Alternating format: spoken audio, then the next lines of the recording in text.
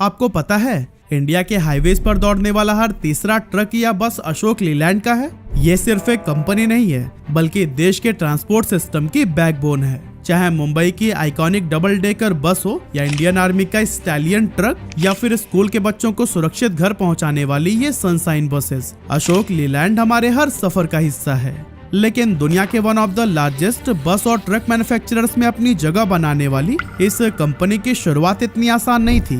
पहले तो भारत के लोगों ने ही इसे नकारा, फिर इस कंपनी को बनाने वाले फाउंडर एक प्लेन क्रैश में मारे गए और ऐसे ही अनगिनत स्ट्रगल्स का सामना करके कैसे यह कंपनी आज इस मुकाम पर खड़ी है, आज हम पूरी स्टोरी को डिटेल में जानने वाले हैं।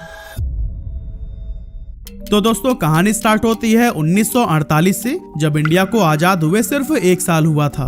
पंडित जवाहरलाल नेहरू उस टाइम देश के व्यापारियों को मेक इन इंडिया के लिए इंस्पायर कर रहे थे और तभी उनकी आवाज रघुनंदन सरन नाम के एक फ्रीडम फाइटर तक भी जा पहुंची, जो कि बंटवारे के बाद अपना सब कुछ छोड़ छाड़ कर रावलपिंडी से चंडीगढ़ आ गए थे। आजादी के समय वो गांधी जी और नेहरू जैसे नेताओं से काफी इंस्पायर्ड थे और उनका मानना था कि भारत को सिर्फ पॉलिटिकल आजादी ही नहीं बल्कि इकोनॉमिक इंडिपेंडेंस की भी जरूरत है। उन्होंने महसूस किया कि भारत को आत्मनिर्भर बनाने के लिए इंडस्ट्रियल डेवलपमेंट बहुत जरूरी है और इसी सोच के साथ उन्होंने ट्रांसपोर्ट सेक्टर को चुना, क्योंकि वो जानते थे कि एक मजबूत ट्रांसपोर्ट सिस्टम देश की ग्रोथ के लिए बैकबोन बन सकता है। असल में रावलपिंडी में रघुनंदन जी के पापा की एक कार वर्कशॉप थी जिसमें उन्होंने बचपन से ही काम किया था और यहीं से उनके अंदर गाड़ियों के प्रति एक लगाव सा पैदा हो गया।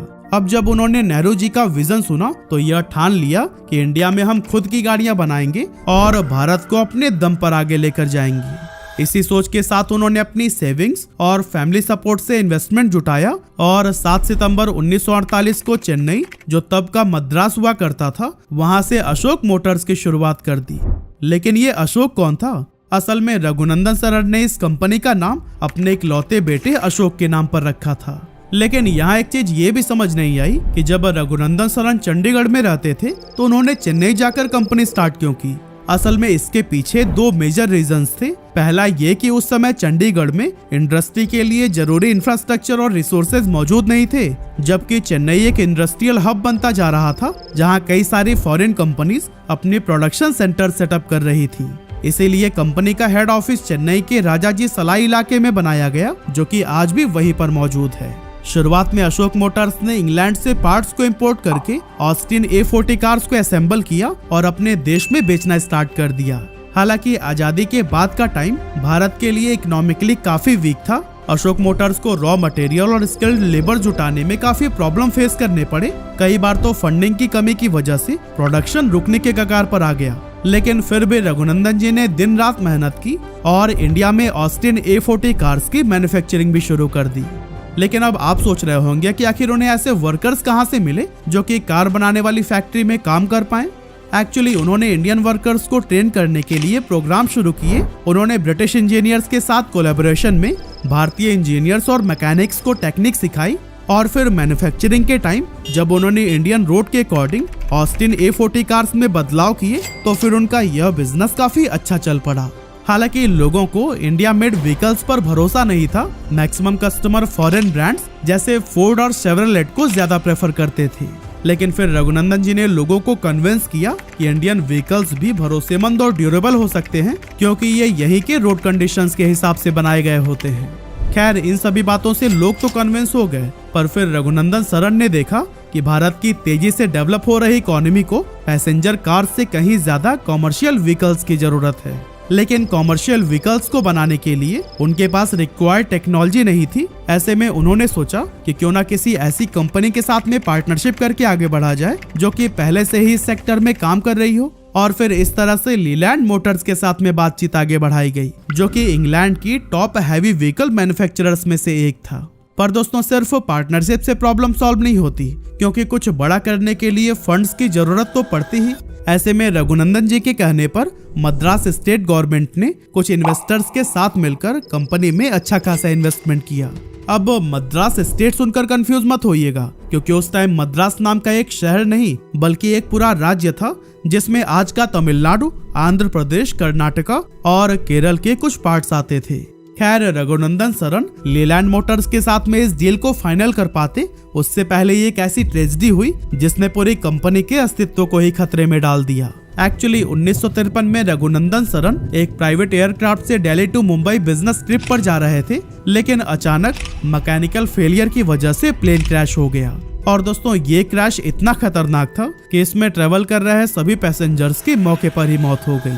असल में उस समय एविएशन टेक्नोलॉजी इतनी एडवांस नहीं थी, जिसकी वजह से भारत ने एक ऐसे देशभक्त को खो दिया जो कि आगे चलकर देश के लिए बहुत कुछ पॉजिटिव चेंजेस ला सकता था।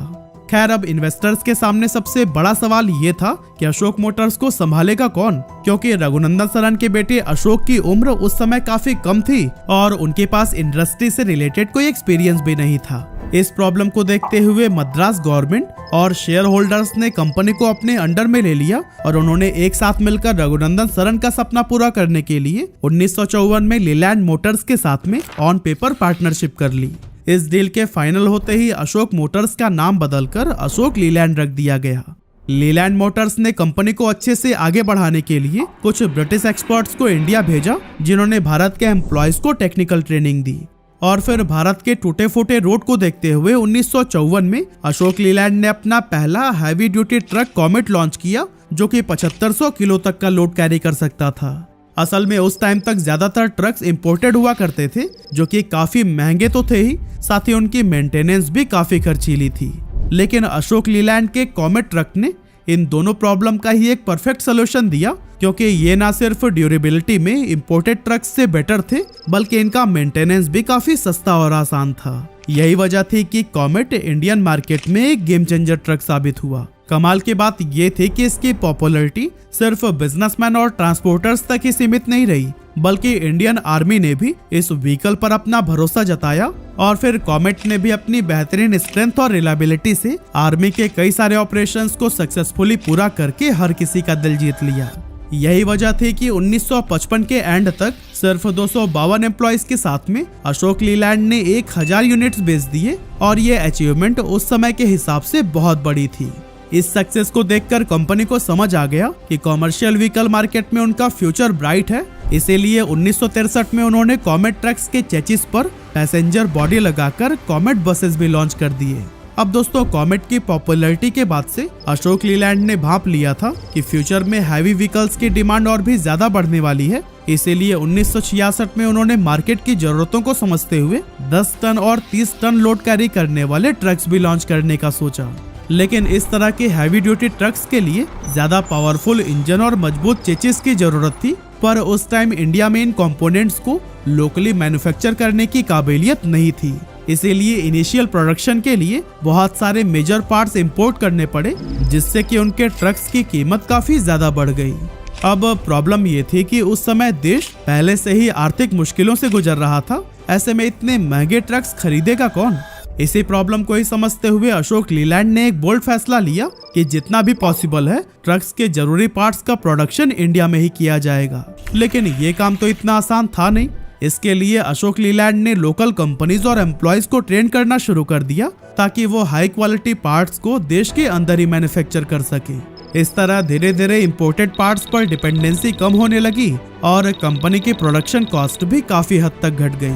इसके बाद से 1967 में कंपनी के ऑपरेशंस की 20वीं सालगिरह पर अशोक लीलैंड ने Titan double decker bus launch की। बेसिकली ये बस अर्बन ट्रांसपोर्ट के लिए डिजाइन की गई थी, जो पहले सिर्फ अमेरिका और टेक्नोलॉजिकली एडवांस देशों में देखने को मिलती थी। Titan double decker bus Mumbai और इस तरह के बड़े और भीड़ भाड़ वाले शहरों के लिए किसी वरदान से कम नहीं थी। इससे न सिर्फ ट्रैफिक काफी कम हुआ, बल्कि लोगों का सफर भी पहले से ज्यादा कंफर्टेबल हो गया। यहाँ तक कि आज भी मुंबई में टाइटन सीरीज बसेस का एक अलग ही चार्म देखने को मिलता है। अब दोस्तों, इसी दौरान अशोक लीलैंड ने एक और बड़ी प्रॉब्लम को टारगेट किया, कॉमर्शियल व्हीकल्स में मैनुअल स्टीयरिंग। ट्रक और बस ड्राइवर्स सड़कों पर घंटों लंबा सफर तय करते थे और मैनुअल स्टीयरिंग उनके लिए सबसे बड़ी चुनौती बन जाती थी। अब हल्की गाड़ियां तो जैसे तैसे मैनेज हो जाती थी, लेकिन बड़े और भारी कॉमर्शियल व्हीकल्स चलाते समय स्टीयरिंग घुमाना काफी मुश्किल होता था। खासकर जब गाड़ी मोड़नी हो या पार करनी हो तो ड्राइवर को पूरी ताकत लगानी पड़ती थी। इसी प्रॉब्लम को सॉल्व करने के लिए 1969 में अशोक लीलैंड ने पहली बार पावर स्टीयरिंग इंट्रोड्यूस किया। इसमें इलेक्ट्रिक मैकेनिज्म यूज किया गया था, जिससे कि स्टीयरिंग को काफी आसानी से घुमाना पॉसिबल हो गया। यह उस समय का एक बहुत बड़ा माइलस्टोन था, जिसने कॉमर्शियल ड्राइविंग को पहले से कहीं ज्यादा कंफर्टेबल बना दिया। अब दोस्तों इसी टाइम पर इंडियन आर्म फोर्सेस को एक ऐसे ट्रक की जरूरत महसूस हुई जो कि पहाड़, रेगिस्तान या किसी भी एक्सट्रीम वेदर कंडीशन और वॉर के मुश्किल हालातों में बिना रुके दौड़ सके। ऐसे में कंपनी ने इंडियन आर्मी के लिए एक स्पेशल ट्रक डिजाइन करना शुरू किया जो कि इन सभी क्रिटिकल कंडीशंस को आसानी से हैंडल कर सके। लेकिन असल परीक्षा तो तब शुरू हुई जब इस ट्रक का टेस्टिंग फेज आया। कभी रेगिस्तान की तपती गर्मी में से चलाया गया तो कभी ऊंचाई वाले बर्फीले इलाकों में। भारी वजन के साथ स्टीप चढ़ाई की गई और तेज रफ्तार पर बैलेंस टेस्ट किया गया। लेकिन बार बार ट्रायल्स के दौरान कुछ न कुछ गड़बड़ी हो जाती, पर फिर भी अशोक लीलैंड की टीम ने हार नहीं मानी। हर फेलियर से सीखते हुए उन्होंने डिजाइन में लगातार सुधार किए और नए नए मॉडिफिकेशंस करते गए। और फिर दोस्तों आखिरकार महीनों की मेहनत के बाद 1970 में हिप्पो ट्रिपर नाम से वो ट्रक लॉन्च किया गया, जिसने इंडियन आर्मी की ऑपरेशनल कैपेसिटी को कई गुना बढ़ा दिया। लेकिन फिर आया साल 1973, जो कि अशोक लीलैंड के लिए एक मुश्किल दौर साबित हुआ, क्योंकि इस साल लीलैंड मोटर्स, जिसका नाम अब ब्रिटिश लीलैंड हो गया था, उसने अशोक लीलैंड के साथ में अपना कोलैबोरेशन खत्म कर दिया। असल में 1970s के दौरान British Leyland serious financial problem में फंसकर कर्ज में डूबता जा रहा था और फिर इस प्रॉब्लम को देखते हुए 1975 में ब्रिटिश गवर्नमेंट ने इसे अपने कंट्रोल में ले लिया और फिर इसी साल ब्रिटिश लीलैंड ने अशोक लीलैंड के साथ में अपनी पार्टनरशिप भी खत्म कर दी। हालांकि पार्टनरशिप खत्म होने के बावजूद अशोक लीलैंड ने लीलैंड नाम को बरकरार रखा, क्योंकि ये अब सिर्फ एक नाम नहीं बल्कि कंपनी की पहचान बन चुका था। इस मुश्किल समय में भी अशोक लीलैंड ने अपनी इनोवेशन को अपना हथियार बनाए रखा। यही वजह थी कि पार्टनरशिप खत्म होने के बावजूद भी 1976 अशोक लीलैंड के लिए एक बेहतरीन साल साबित हुआ, क्योंकि इसी साल पब्लिक ट्रांसपोर्ट में बढ़ती जरूरतों को समझते हुए कंपनी ने वाइकिंग बस की शुरुआत की। इस बस की सबसे खास बात थी इसकी ड्यूरेबिलिटी और फ्यूल एफिशिएंसी, जिसने इसे स्कूल, कॉलेजेस और गवर्नमेंट ट्रांसपोर्ट सिस्टम्स के बीच में सुपरहिट बना दिया। लेकिन दोस्तों बस सेगमेंट में इनोवेशंस की कहानी यहीं पर नहीं रुकी। 1978 में कंपनी ने चीता लॉन्च किया, जो कि इंडिया की पहली रियर इंजन बस थी। इसका इंजन पीछे होने की वजह से राइड ज्यादा स्मूथ हो गई और सेटिंग स्पेस भी ज्यादा मिला, जबकि फ्रंट इंजन बसेस में इंजन आगे होने की वजह से सेटिंग स्पेस कम हो जाता था और स्टेबिलिटी भी थोड़ी कम होती थी। और दोस्तों इस तरह से अपनी शानदार बसेस के सक्सेस के बाद से कंपनी ने चेन्नई के पास होसूर में एक प्रोडक्शन प्लांट एस्टेब्लिश किया और अशोक टस्कर और अशोक टोरस जैसे कॉमर्शियल व्हीकल लॉन्च करके टफनेस की नई मिसाल कायम की। होसूर के बाद से 1982 में अशोक लीलैंड ने महाराष्ट्र के शहर भंडारा में एक और प्लांट एस्टेब्लिश किया, जहां गियर बॉक्स को असेंबल किया जाता था। साथ ही राजस्थान के शहर अलवर में भी एक यूनिट ओपन की गई, जहां पैसेंजर चेचिस बनाई जा सके। और फिर अपने इसी ग्रोथ को ही कायम रखते हुए 1986 में अशोक लीलैंड ने जापान की पॉपुलर कंपनी हीरो मोटर्स के साथ में कोलैबोरेशन कर लिया। और दोस्तों ये कोलैबोरेशन अशोक लीलैंड के लिए एक टर्निंग पॉइंट साबित हुआ, क्योंकि इससे उसे हीरो मोटर्स के H सीरीज इंजन की टेक्नोलॉजी हासिल हुई, जो कि जापान में बेहद सक्सेसफुल था। साथ ही इसी साल कंपनी ने स्टैलियन नाम के एक और ट्रक को लॉन्च किया, जो कि खास तौर पर इंडियन आर्मी के लिए डिजाइन किया गया था। इसके खास बात ये थी कि चाहे हिमालय के ऊंचे पहाड़ हो, राजस्थान के रेगिस्तान या फिर remote border areas, stallion truck हर टफ कंडीशन में बेहतरीन तरीके से काम करता था। लेकिन दोस्तों इतने कमाल के व्हीकल्स होने के बावजूद 1980s में अशोक लीलैंड कई सारी मुश्किलों का सामना भी कर रहा था, क्योंकि टाटा मोटर्स और इसी तरह के कई सारे इंडियन ब्रांड्स तेजी से ग्रो कर रहे थे, जिससे अशोक लीलैंड को टफ कंपटीशन मिलने लगा। ऊपर से ग्लोबल आर्थिक मंदी ने कॉमर्शियल व्हीकल इंडस्ट्री पर गहरा असर डाला और फिर समय के साथ सिचुएशन इतनी बिगड़ गई कि अशोक लीलैंड भारी कर्ज में डूब गई। लेकिन दोस्तों यहीं पर एंट्री हुई हिंदुजा ग्रुप की, जो कि banking, finance, energy, health care और ऑटोमोबाइल सेक्टर में एक बड़ा नाम था। और 80s के दौरान ये कंपनी तेजी से अपना एक्सपेंशन कर रही थी। और दोस्तों इसी एक्सपेंशन के टाइम पर ही 1987 में हिंदुजा ग्रुप ने फिएट ग्रुप की आइविको कंपनी के साथ मिलकर अशोक लीलैंड में मेजॉरिटी स्टेक्स खरीद लिए। आइविको के आने के बाद से अशोक लीलैंड को काफी फायदा हुआ, क्योंकि इसकी टेक्निकल एक्सपर्टाइज और इंटरनेशनल एक्सपोजर की मदद से अशोक लीलैंड ने इंटरनेशनल मार्केट में भी एक मजबूत पकड़ बना ली। और साथ ही भारत में अपने एक्सपेंशन को बढ़ाते हुए 1996 में अशोक लीलैंड ने होसूर में अपने दूसरे प्लांट की शुरुआत की, जिसकी नींव खास तौर पर आर्मी व्हीकल्स बनाने के लिए रखी गई थी।